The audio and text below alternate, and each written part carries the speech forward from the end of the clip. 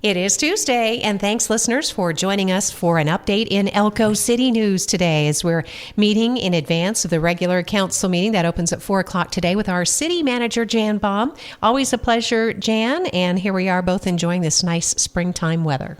Oh, yes, we deserve it, right? We definitely deserve it. I know, I just love it, and everybody just seems a little more up, right? Yes, a little more optimism. Gives you some vitamin D, and so it's so nice to have some sunshine. So with that sunshine ushering in this afternoon's meeting, we'll go over the agenda and kind of see what jumps out. Let's see, the big cleanup, green up. That is a perfect spring theme, and that's one of the items that tops the agenda today. Absolutely. So, yes, this is on our consent agenda, but with cleanup, green up, which is April 26th, so I guess 3 Saturdays away. It's just such a great event, such a great opportunity for everybody to go out in their neighborhoods or to the parks or wherever they want to go on the roadsides and just clean up our community. And it just really sets us off for a great summer, I believe. And so the members that choose to participate in that event and sign up for the event, there is a sign-up sheet, I believe, on our website, elkocity.com. Or you can call City Hall and ask about how to get on the list. And if you're on the list and volunteer that day and you're not able to take advantage of the landfill, the free landfill day, then they will get you a voucher so that you can use that. And I believe it says on here that you can use that, oh, darn. I want to say for a couple weeks or so. Oh, till May 3rd. Perfect. And so it provides, so those people that are busy cleaning up the community and aren't able to take advantage of the free landfill day, they can do it up until March 3rd. And Jen, it's only a couple of hours. I mean, when you think about it, I guess starting at 8 o'clock in the morning and then lunch is served at 11 or 11:30 in the main city park. Absolutely. There's so much work that is done in those 3.5 hours. And then everybody gets together in the park and has lunch. And it's just a fun opportunity. It's a fun event, and I think if you sign up early enough, you can get a T-shirt. Oh, yes, those run out fast, and those are usually so bright. You won't be missed anywhere in the community.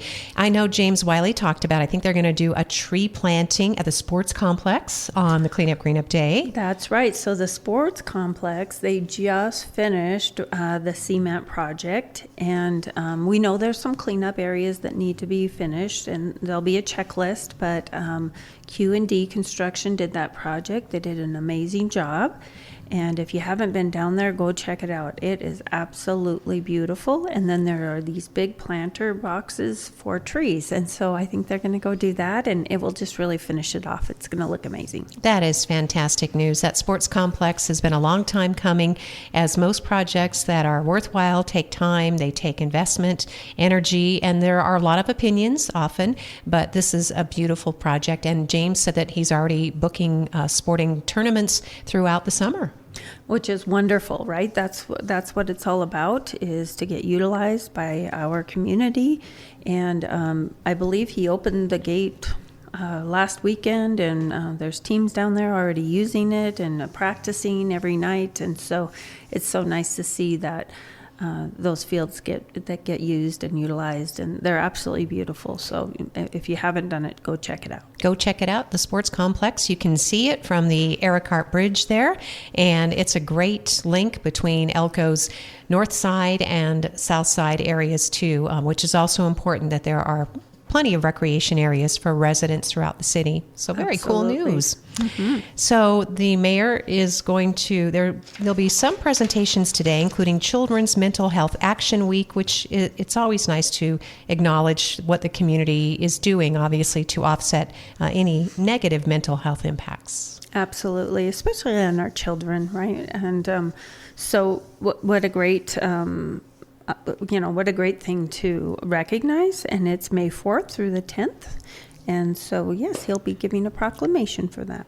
And then our good friend Jamie from Orla Mining is going to bring in her boss, and she's going to make a presentation, or they will, about Orla Mining South Railroad Project. This is a mining project in Elko County, which is significant. It is so significant. We don't have a mining operation right now active in Elko County. And so it's a wonderful thing. It's a wonderful project. They have been so visual. You see them everywhere you go in the community. They're really committed to our community. And so I'm excited for Jamie Donovan and Don Dwyer to be at the meeting, give a little update on where Orla Mining is and in their permit process, and then asking council if they would sign a letter of support for the BLM process and permit that they're going through. And hopefully things will be streamlined. We're hearing a lot of things about BLM, Forest Service, possible mergers, streamlining some of these public lands processes. So certainly will be interesting to see what transpires. It will be interesting to see how it goes about. And yes, I guess there was a the president did a executive order. Yep. Thank you. And to kind of expedite this process, and so that's why we were asked to get the letter in fairly quickly. And so it's on this agenda under presentation right toward the top. And then that'll be followed by the presentation of the tentative budget. Julie Davis, the financial services director, did a presentation 2 weeks ago during the recent regular meeting, Jan. And, there are some woes, but they're not brought on by the city's management. Right. So our budget is very strongly supported by sales tax, and sales tax can be volatile, but we aren't feeling that our economy is reflective of the sales tax that we've been receiving or have not been receiving. And honestly, there are municipalities all over the state have not been receiving their sales tax to the level that we're anticipating. And so I think a lot of it is the Nevada Department of Taxation has gone through a modernization project, and so there are some hiccups going on in that process, and we're hopeful that that'll get ironed out fairly quickly. And so for now, we're going to submit our tentative budget with what we have received thus far, and which is about a 12% decrease in sales tax over last year. And so it's disappointing, but I think that it's realistic. And if we do get a correction or we get additional sales tax from the state, then that will definitely be reflected in our final budget. And we have nothing but reassurance that we should receive that money. I guess the shortfall is about $2 million, Jan, something like that. Yes, it's about $2 million. I think there's larger communities out there, or cities out there that are down many more million than us. And so, but it's all relative, right, to the percentage of your population and what you're used to. And so $2 million is a lot to the city of Elko. It certainly is. Yeah, absolutely. Just like $29 million is to Clark County. So I'm sure they're filling a hole as well. Mm-hmm. And I did suggest to the mayor, he was at Government Affairs on Monday. Many, many years ago, Elko had its own taxation office here in Elko. And so they would frequently audit local businesses. And I recalled one of the issues, they used to tax goods, and I think the state took their cut first when the goods came in at the border, right? Because now we're taxing where we receive them. Oh, yes. So you'd have to wonder if maybe their process reverted back to, who knows though? Yeah, it's just really hard to tell. And we're hopeful that the formula hasn't been adjusted. I actually got an email from the prior city manager, from Curtis Calder, and he gave me some history of when they did change the formula at one time, and so we'll have our heads up for that as well. I was glad he gave me that heads up. So yeah, it's just they should we're be able all to a tweak little it. bit in the dark. I hope they didn't. No, So, they should not be able to tweak it just without plenty of involvement and at least a heads up and discussion with the communities. Or a legislative act, really. Yeah, definitely. So that will be interesting, and that will be the tentative budget, and it's due, is it an April deadline to the state? Yes, for the tentative, and then the final budget is due by the end of May or June 1st. All right. Thanks, Jan. Jan Baum is our Elko city manager. She is the former financial services officer for the city, so she knows quite a bit about the budget and where the money comes from and where it should be going. So, but Julie is doing a great job, obviously. You work really well together. I see that. She does an absolutely wonderful job. So then if we're looking on to appropriations, airport improvement project, and this has to do with the pavement maintenance, we see that the ramp work is already underway, I think, at the airport, right? Yes. So I went down and Jim Foster gave me a tour on Friday, which was fun. And yes, they're really working hard down there. They've been cutting cement, and then I believe as of today they're starting to remove some of the blocks of cement that they've cut. And so that project is really moving along. We anticipate that project will be finished by the end of June. And so it'll move around. It'll move along quickly. Q&D Construction has that project as well. And then this is for authorization for staff to solicit bids for a new pavement project, so a pavement maintenance project, and that will be done in the next fiscal year. So, yeah, and that's a lot of money that's circulating in the local economy too. Absolutely. So the ramp project that we're doing right now, it'll be around $5 million, and so yes, it's absolutely a boost to our economy for sure.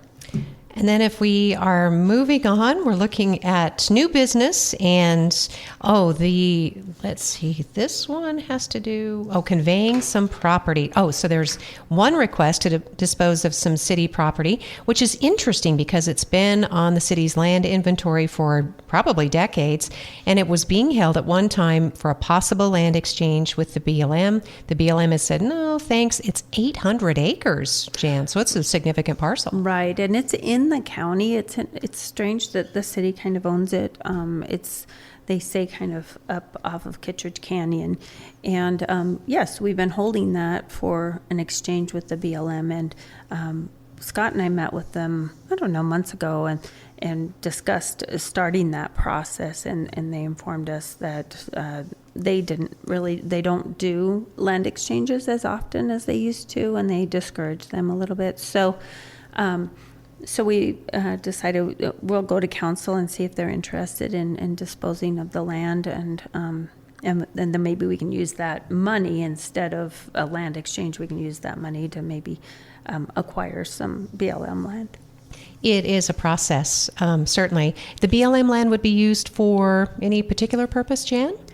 Well, there's a section of land, this section 18, that is over off of Cattle Drive, actually north of exit 298. And actually, we have that 644 acres in the lands bill that that Assemblyman Amadei just put in that bill, I think for the third time. Anyway, and so it's part of that lands bill.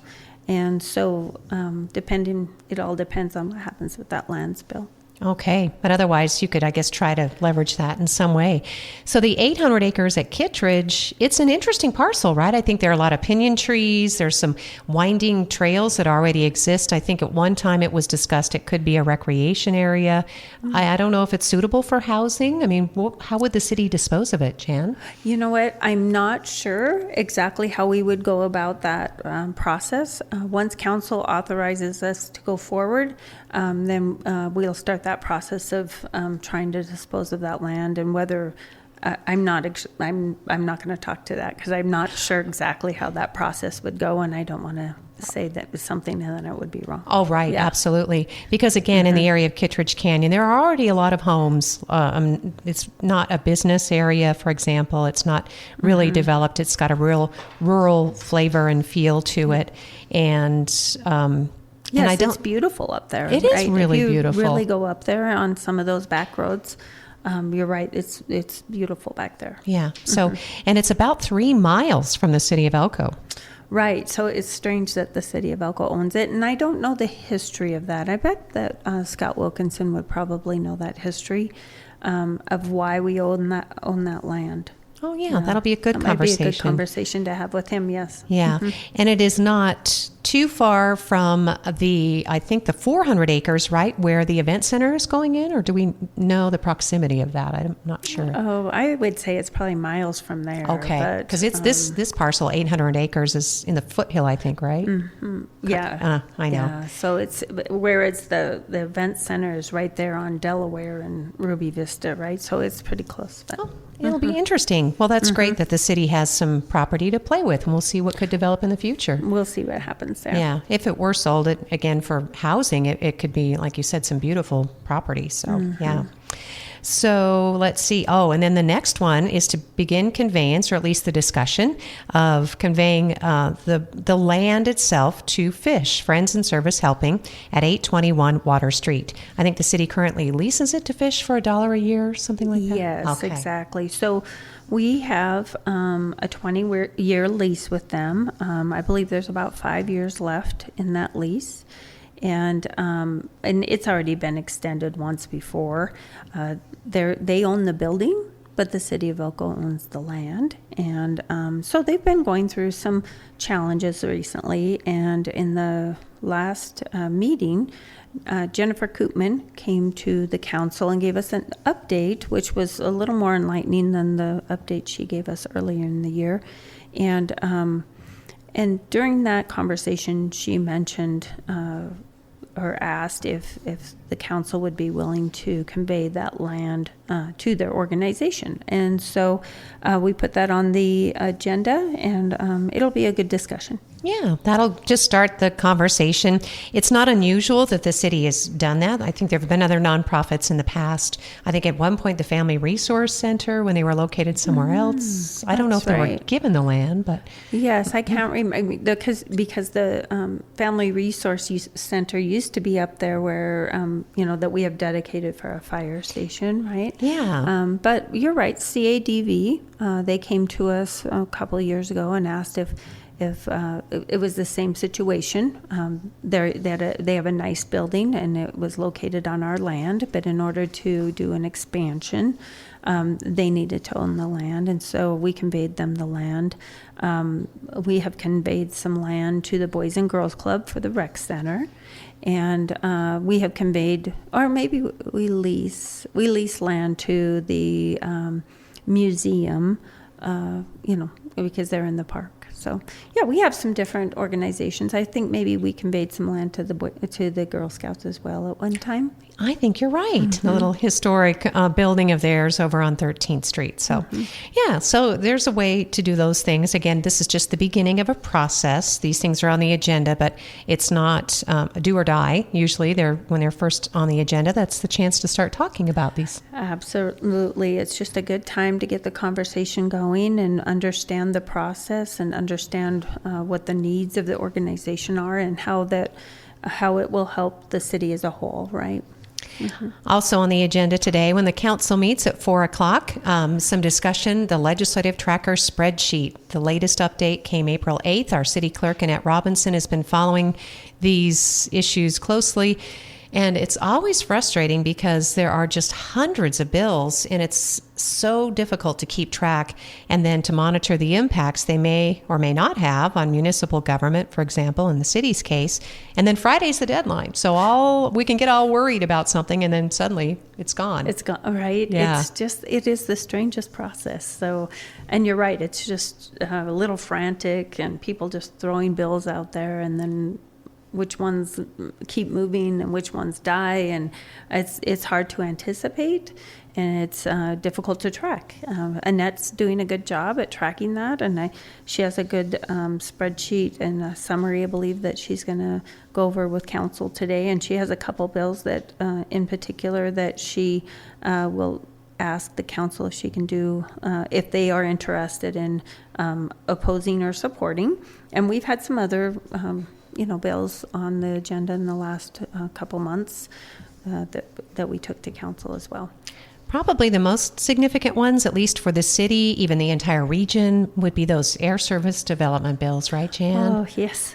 Yes. And in fact, Jim Foster and I, and Reese Keener, Mayor Keener, we all testified last week for AB 100, which Assemblyman Bert Gurr, he is the sponsor of that bill. And it's a very important bill. And we've been supporting this bill or something similar for quite a few years, but this one is a little bit different, and they have combined a little bit with another bill, which was AB 293, which was put in by the NBAA.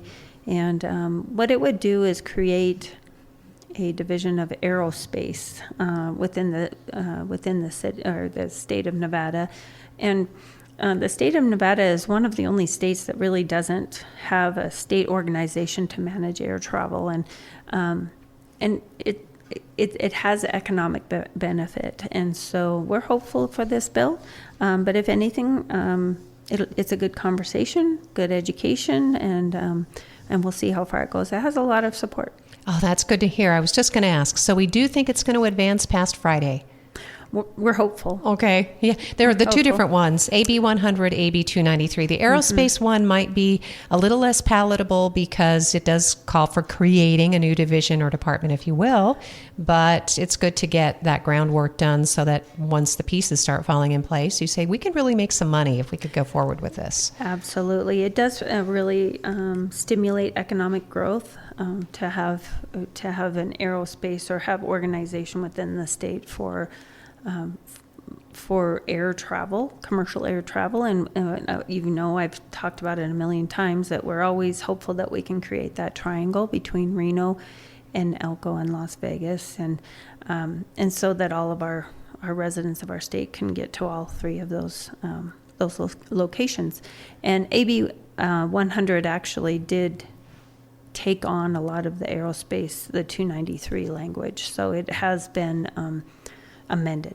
Oh, that's actually really favorable news, because as Jan Baum's describing it, it is about transporting and connecting people and professionals with the whole state, Las Vegas, Reno. That's so important, and for them to be able to come here, but also setting the groundwork, or just the opposite, for transportation of goods, because if we are going to have rather than UPS or FedEx trucks driving all over the place, if they want to use drones to be able to deliver goods, you need to have this kind of infrastructure so that we can regulate industries like this. Absolutely. I really do think it would take the state a long way and really advance them.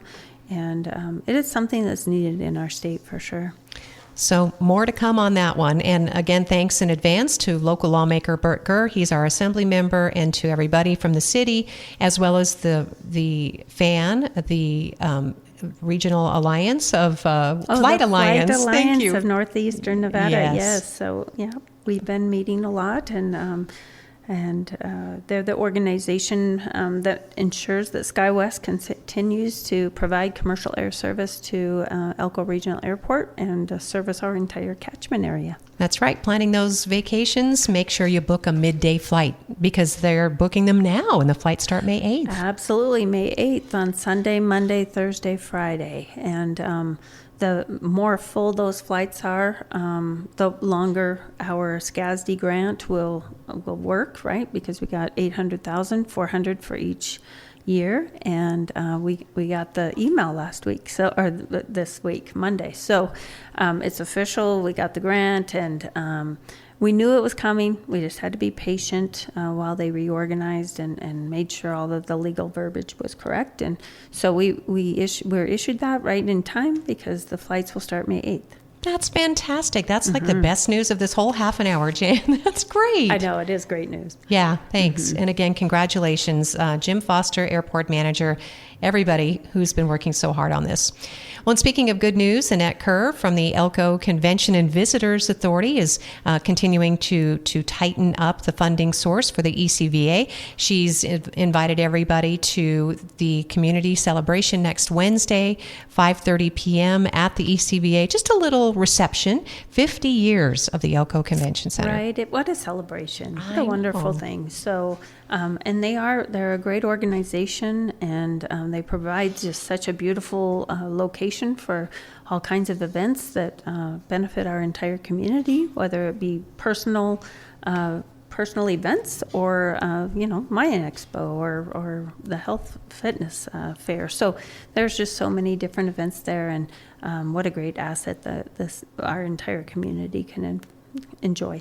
I'm glad you mentioned that. She said that this weekend they are going to be juggling both the GOP Lincoln Day dinner and the Rocky Mountain Elk Foundation dinner in the two separate buildings. So they're going to be hopping over there this weekend. They will be hopping. That'll be great. Yeah. I'm sure that they're thrilled. Yes, right? and she talked about so many events and activities that are coming. She'll be describing more of the future, the rebranding of the E-Center. I think that's what they're going to be calling it going forward. This agenda item today will amend, initiating the ordinance to amend the allocation of transient lodging tax, right? Yes, so Okay. this is an ordinance which changes code, and it is the second reading. We've already had the first reading, and so once this second reading is complete, then the code will be changed, and we will no longer have the reference to the balloon payment that the ECVA had and all that language that was in our code when we reorganized last time. So it's really kind of a housekeeping item to make sure that we're paying that properly. Yeah, it is sailing through. There's been so much work that's gone behind, and even county commissioners, I think, have signed off on a great deal of this as well. It's a joint project, and yeah, they provided some of the financing. Yes, so that they could refinance, and so which was that was wonderful Yes. thing for them to do for our community. And I would be remiss if I didn't mention in the same breath if there's anything new on the Shiloh Inn, because we heard that they're in arrears almost $800,000. $87,000. Oh, I'm sorry. Oh, Gosh. that's okay. That's okay. Yeah, $87,000. So they were in arrears. We gave a presentation at the last council meeting, and I would think that Annette will give that update in her reports today. They did extend us a $60,000 payment, so they're still in arrears, but it brought us from, I think it was July or August, all the way to current. Now they are in arrears from December to current, and so they did pay quite a bit, but they're still over 70 days in arrears. So if we don't see more coming in, then we will go back on track with our tax lien and the business license. Yeah, it's not on this agenda. That's just an update in between. And again, the money that's owed, the near $80,000. I'm so sorry, I added another zero on that. It's been a long week and it's only Tuesday. But that is money that goes to our special events, and it funds a lot of opportunities in the community. And so it's not taken lightly when it's behind. Absolutely. So that the funds that are received from the hoteliers are distributed to several different entities within the city of, within our community, I should say.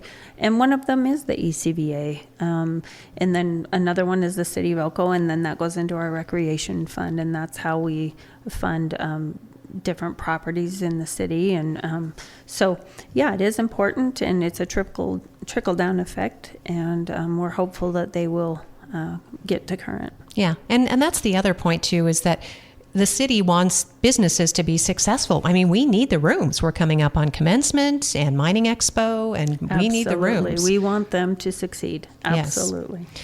So just a couple of other quick notes. I think we got through the agenda today for the most part, Jan. The City Council meets in regular session at 4 o'clock. It was asked about 12th Street Bridge during government affairs on Monday. Any updates there? Yes. So we will have a bid meeting of all of the partners that are involved. The bid's already been awarded to Q&D Construction, and they're going to have a big meeting on May 1st to discuss the project. and then it will get started probably shortly thereafter. And again, we are very mindful of the traffic issues that could go on with this. And Scott Wilkinson will start the project, but likely it will be finished after he leaves. Oh, well, that'll be one of those bridge legacy projects, literally. Yes. Literally, that's right. Yeah, well, that's great. Yeah. Let's see. And then downtown sidewalk, I think that had to be tweaked just a little bit before coming back? It did, but I believe we're going to award that either this Friday or next Friday. Fantastic. And so, yes, we're excited for that project to go. Kathy has worked very hard on that. And yeah, we're excited. Oh, actually, they're going to award that on Monday, April 14th. Great. Yeah, that's a huge project. It's going to be so meaningful to the downtown. Yes, and it'll be painful. But Kathy is committed to working with all the vendors and the small businesses downtown to make sure it's as, that we can minimize the pain with that project. But I'm sure they're all looking forward to it. And it just really needs to be done. And not only will they do the sidewalk, but they'll also do all the water lines and the streets. So it's a very big project. So I'm anxious to hear how that comes in. Oh, that's great. And like anything else, like you said, it'll be painful, but the finished project, it's going to make such a huge difference in the downtown area. The water modernization plan is also progressing. I mean, right? Knock on wood. They're doing a great job, the crews. They are. They're working diligently. So they have finished all of Sundance, and then they went to the neighborhood down there below Home Depot, and they finished most of that. And now they're going to move across the Mountain City Highway to up there off of Jennings, across from Adobe. So they're just really moving along. And most of these houses right now, most of the houses that are north of I-80 already have water meter pits. And so they just go in, put the meters in, hook them up to the billing system, and off they go. And they're doing a great job. And by the way, if anybody does get a bill and you have a concern or a question, because this is part of it, right? This water meters may also help us by detecting leaks. Absolutely. So, and that's one of the big points of having a water meter system is the state wants to know where our water loss is. And we can't tell them because there could be leaks out there. And if they're on a flat rate, we don't know that there's a water leak. And just recently, actually, I had a family member that was like, oh, my water bill is huge. And I said, well, call the water department. They can make sure that there's nothing wrong on our end. But he did have a water leak. And so it was a great way to get it fixed. And then his water bill went right down. So it really will help us conserve some water. Yeah, don't sit on those things. I mean, if you see that, that's your responsibility to call the city and then start the process, right? Absolutely. Yeah, because and you won't want to sit on it because your bill will increase, and absolutely take care of it. And yeah, we have a great staff that's just willing to help out, and so give us a call and we'll help you investigate it. All right. That's the Elko City Water Department as they're continuing the water modernization plan and making great progress on that. So I think we covered most of the bases today, even some stuff that's not on the agenda, Jan. So yeah, we did. No, I think it was great. I just want to mention we do have a few job openings on our website. Yes, and you hired an engineer. We hired an engineer. We're very excited. She'll be here in a couple weeks, and she has some ties to Elko, which is great. So she's very familiar with us, and yeah, we're super excited about that. And I'm sure most of the community knows that we have a police chief opening. Police Chief Troughton is still with us, thank heavens, but he is retiring in July. And so we have that recruitment going. And then, of course, police patrol officers. And then we have some openings at the water sewer department. And so anyway, we have those openings on our website. And if anybody's interested in joining our awesome team, we'd be thrilled for you to put in. All right, Jan. More to come. Every Tuesday we sit down, and next week we'll have Ralph in from the planning department, right? Community from development. The community development, and he will likely bring Kirsten with him, who is in charge of our cleanup, green up. So it'll all be around clean up, green up, and making sure everybody gets out there to clean up our community. Thanks, Jan. Jan Baum is our city manager, and she's headed off to head up the meeting. City Council meets at 4 o'clock this afternoon. As always, you're welcome to be there in person at City Hall, and you can also follow along online at elkocity.com. Thanks, Jan. Thank you. And thank you, listeners, for joining us for another edition of Elko Live today.